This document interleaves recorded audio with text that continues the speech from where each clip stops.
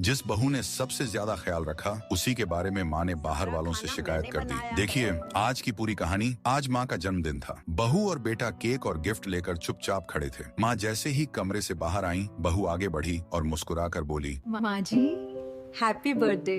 माँ खुशी से चौंक गईं। अरे वाह बहू, तुझे याद था। बहू ने गिफ्ट उनके हाथ में रखते हुए कहा, याद क्यों नहीं होगा मम्मी, ये लो आपका बर्थडे गिफ्ट। माँ गिफ्ट देखकर भर्राई सी खुशी में बोली। खुश रहो बेटा, भगवान तुम्हें हमेशा खुश रखे। जी माँ एक दिन बहू कमरे में आती है। माँ जी आपकी दवाई।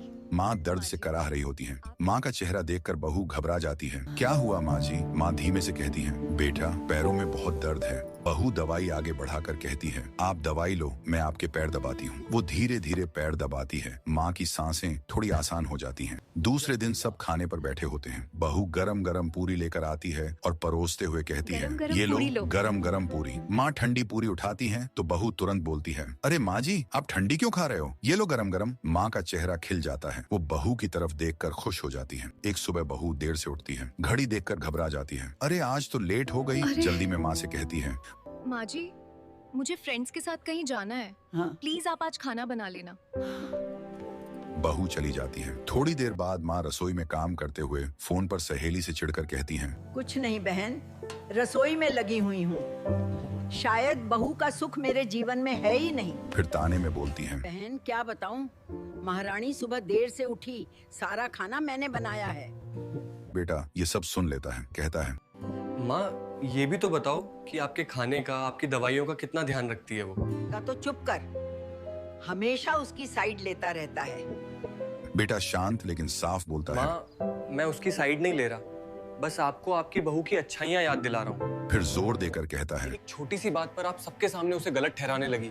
और वो जो रोज आपके लिए करती है, दवाई देना, पैर दबाना, आपकी पसंद का खाना बनाना, वो सब कहाँ गया माँ?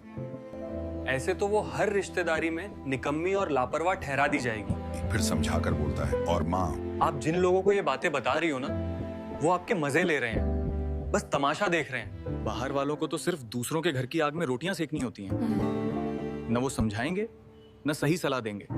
और अगर आपको यकीन नहीं होता तो उन लोगों से पूछ लेना जिन्होंने दूसरों की बातों में आकर अपने घर बर्बाद कर लिए। माँ धीमे स्वर में कहती हाँ है, बेटा तू सही कह रहा है, मुझसे गलती हो गई। उसी वक्त बहू भी आ जाती है। दरवाजे पर रुककर सामने देखती है, बस बातें सुनती रहती है। उसकी आंखें नम हो जाती हैं। अगर आप भी अपनी माँ से सबसे ज्यादा प्यार करते हैं तो कमेंट में एक दिल भेजिए। वीडियो को लाइक कीजिए और चैनल को सब्सक्राइब कर लीजिए। प्रेम से बोलो, हर हर महादेव।